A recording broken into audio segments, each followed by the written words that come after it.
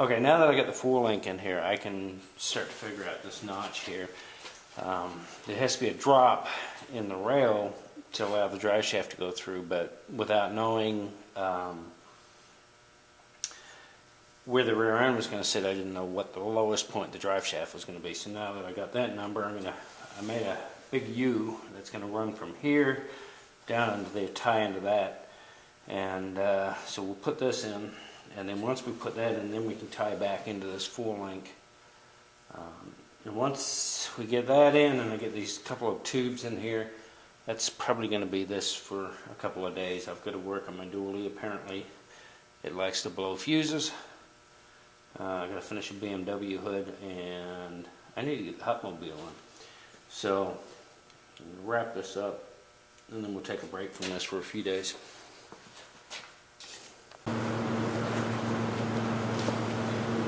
I can guarantee you that's great.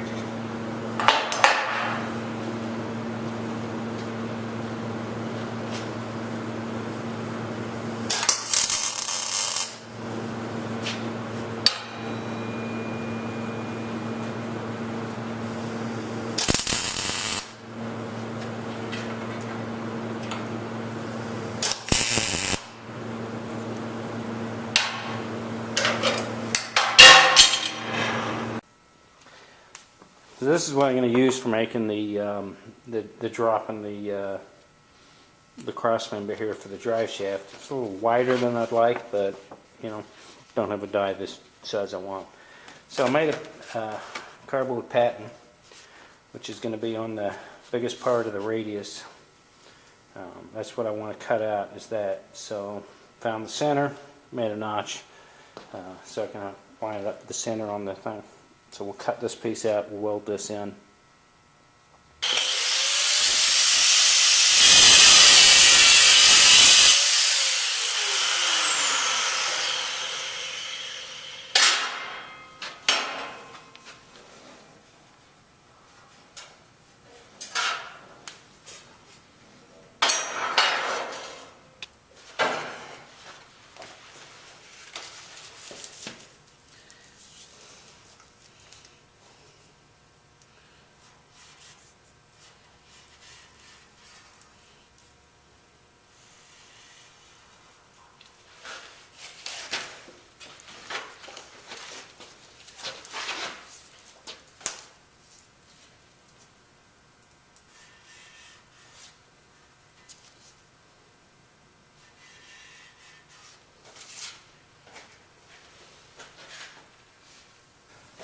You know, the bridge bullet, it's a freaking awesome machine.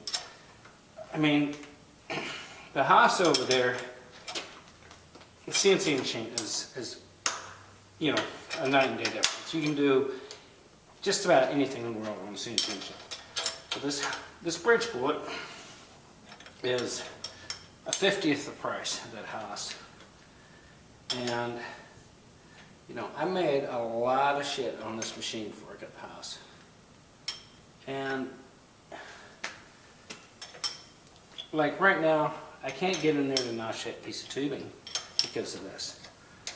But there's things that you can do with this that you can't do with that house. You know, I can just break these bolts loose here. I can swing that whole head around and make it fit. And pretty much the only thing I use this thing for anymore is notching tubing. But being able to just crack 4 bolts loose, swing the head around, yeah, you can't beat that.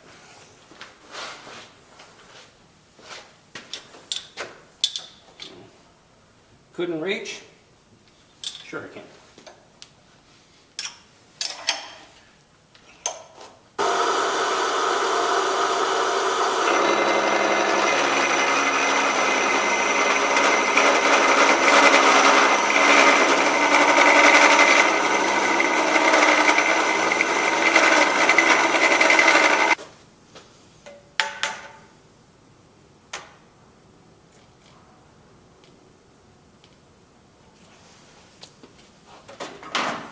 Alright, so this is what I'm talking about the drop for the drive shaft. It's got to come down, so the inside of the tube wants to be basically flush with the bottom of the tube. There's just a little bit of grinding to go to get it to fit, but it's close.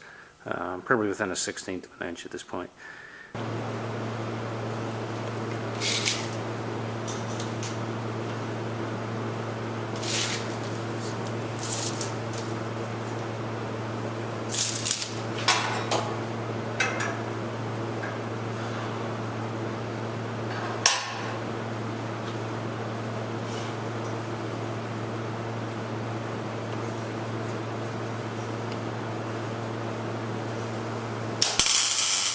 Shit, that was hot.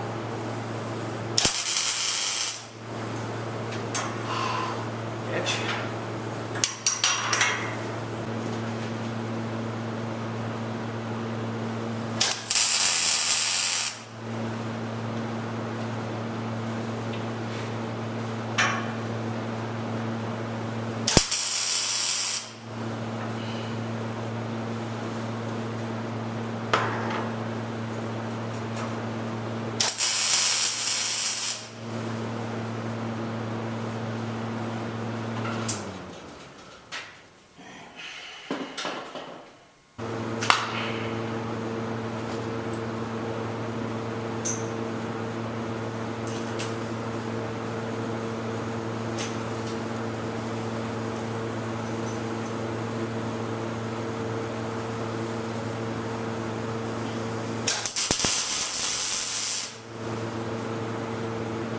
Alright, so what we got now is we got that gusset that's running in there that's tying that piece into the cross member.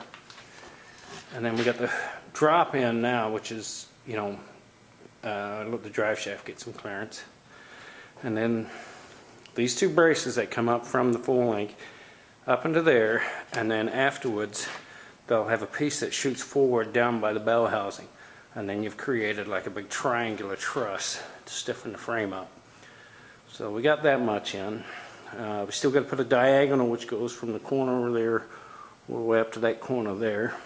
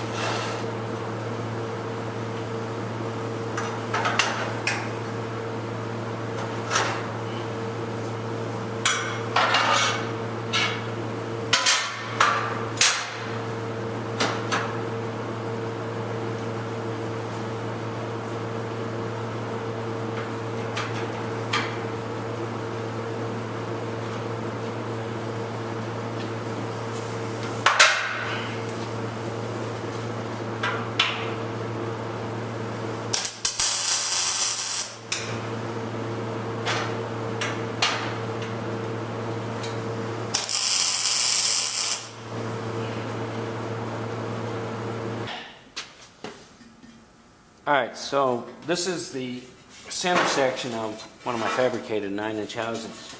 And I got a bunch of these sitting around. I was going to sell these at one point in time, but it was just kind of pointless. You can't compete against the big guys that make these things for a few bucks.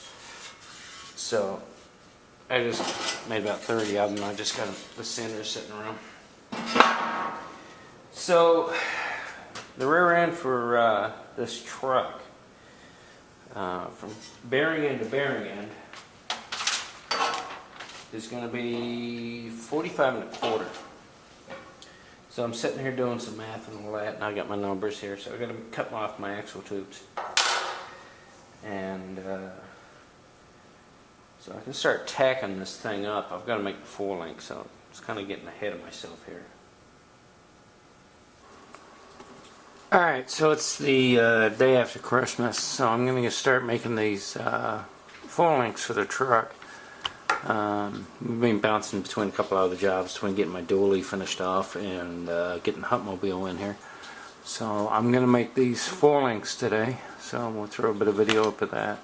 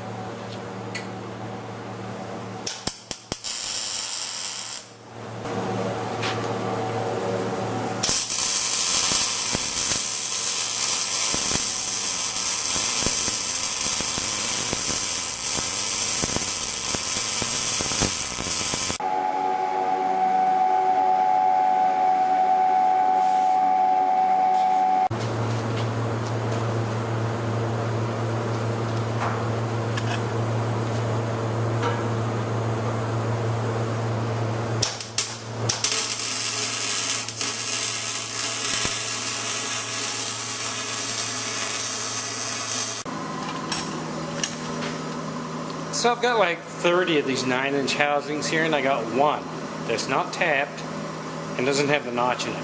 Guess which one I picked?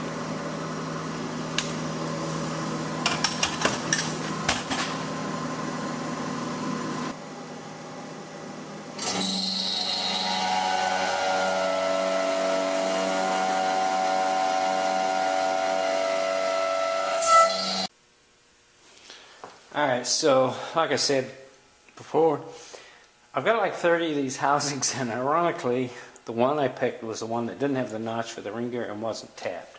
So I'm just going to tap them by hand and I'm going to deburr them.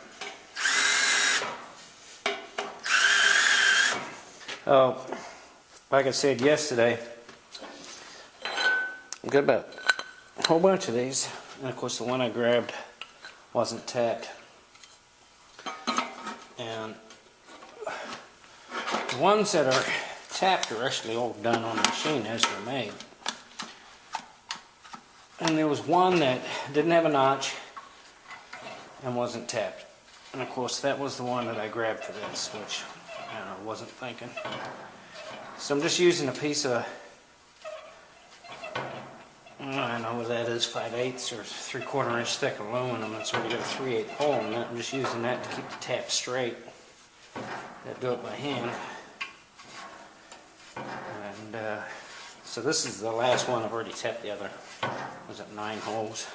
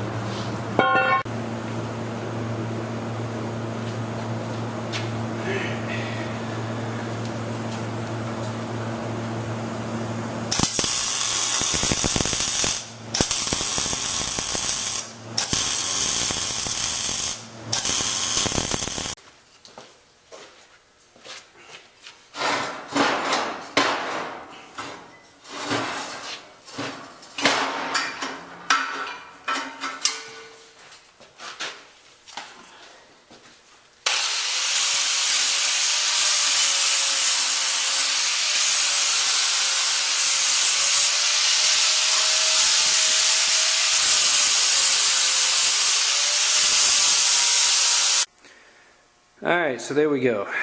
There's the rear end for this truck all done, with the exception of welding up the 4 links, but I'll set that up in there and get the height, and then I can set the pinion angle on that. So that's it for now. I got other stuff I gotta do.